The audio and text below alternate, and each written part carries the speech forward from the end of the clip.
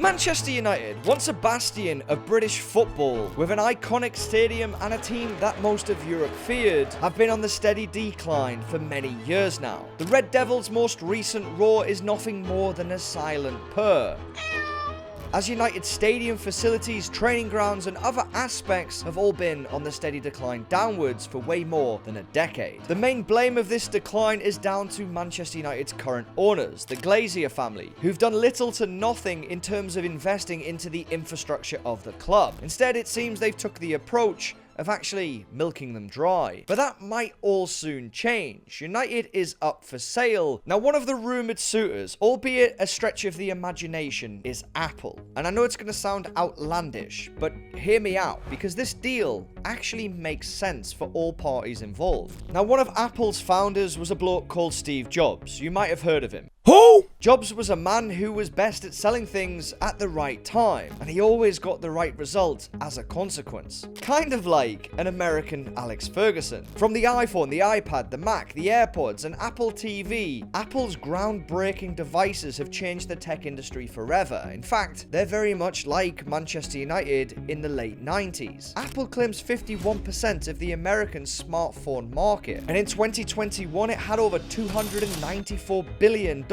in revenue. And a few weeks ago, according to several news outlets, it had its eyes on Manchester United. And by any stretch of the imagination, Apple could sure afford it. And as I did some research into this video, I set out with dismissing this idea, like some of the news articles have done since. But the more I looked, the more this deal actually made sense for Apple. Manchester United, in its own way, like Apple, is a recognizable brand worldwide. Their legendary players, trophies, and untouchable nights of triumph are ones most football fans dream of. Their marketing even seems to tap some of the most remote locations on planet Earth. I mean, every time you see a remote village in Africa on TV, there's a kid wearing an Eric Cantona or a Man United t-shirt. Manchester United is one of the oldest brands in English football. They've won the Premier League Championship 13 times since it was founded in 1992. That's 13 out of a possible 30 wins, which is an astronomical achievement, one that I don't think will ever be replicated in a percentage basis. But unfortunately for Manchester United fans, the current owners of the club, the Glazier family, have done nothing but send this great club on a steady path downhill. From poor management to lack of leadership and overall bad financial decisions in the core of the club, Manchester United has been on the downfall. Yes, they've spent money on big players,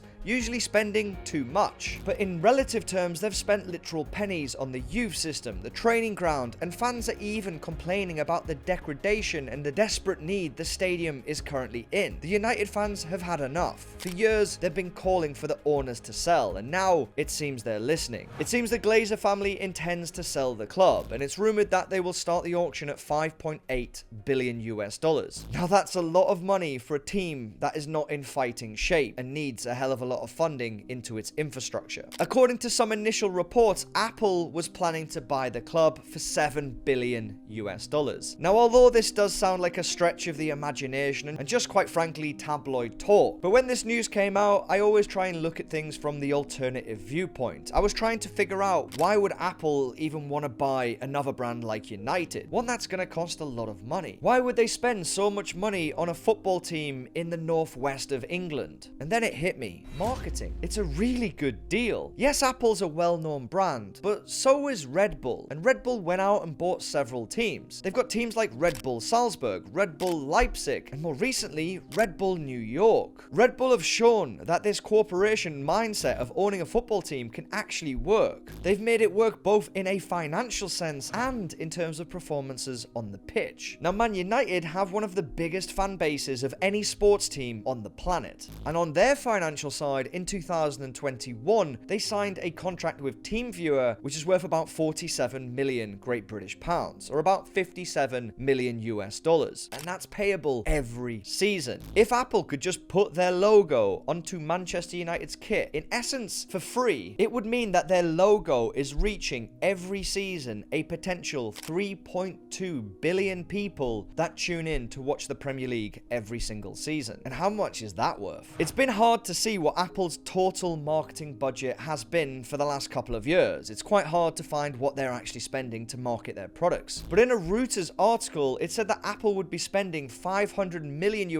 just to promote Apple TV Plus alone. So you can imagine that Apple's marketing budget is well over $1 billion. So yes, buying United would be much more than this up front, but given they'd actually get back an asset in return that could eventually pay returns itself, while in turn putting Apple in front of 3.2 billion people, well, in terms of marketing, that's a pretty good ROI. Moreover, Manchester United is a listed company. You can buy the stock. Now, if there was a tool where I can quickly just pull up a stock in seconds and get an overall feel, well, that would be pretty damn great. And that's where Stock MVP comes on. And on that, if you want to check out Stock MVP, the first 1,000 people to sign up and register on the link down on the pinned comment will get it at Founders Discount locked in for $100 a year for their absolute lifetime of their plan. After these thousands are gone, it's going to be $20 a month until that slot's gone, and so on and so forth.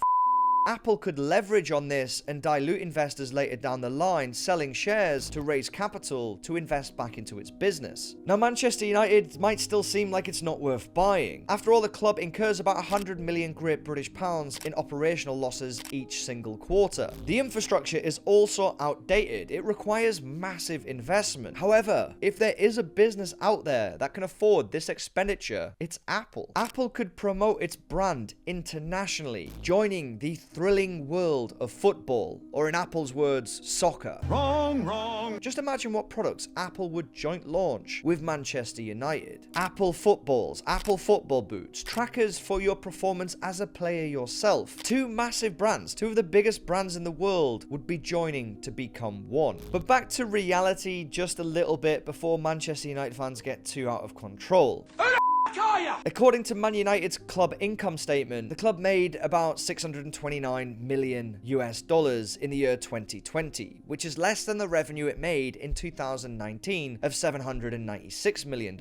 So if Apple did go ahead and buy Manchester United, knowing that it's on the decline in terms of revenue, performance, and needs massive investment, that's a big risk, meaning that I can only see this deal happening if Apple gets Manchester United at the right price. The club's shown little to no progress on the pitch. Cristiano Ronaldo even came out recently saying that the club has made little to no progress since the years while he was away. The progress was zero. Apple might just not be willing to buy an asset that's declining in value. Not at a premium, anyway. Now, the Apple rumors of buying Manchester United were quashed recently. Someone came out as an insider, anonymous sources, that Apple's not interested. But Apple's always done its deals behind closed doors. They've denied things in the past and then brought things out in the future. So you never know with Apple, and you never know with Tim Cook. If they did go ahead and buy Manchester United, from a marketing standpoint, it makes great business sense. And even if Apple is not thinking about it behind closed doors, I'm sure other corporations are, because what price can you put on literally near half of the world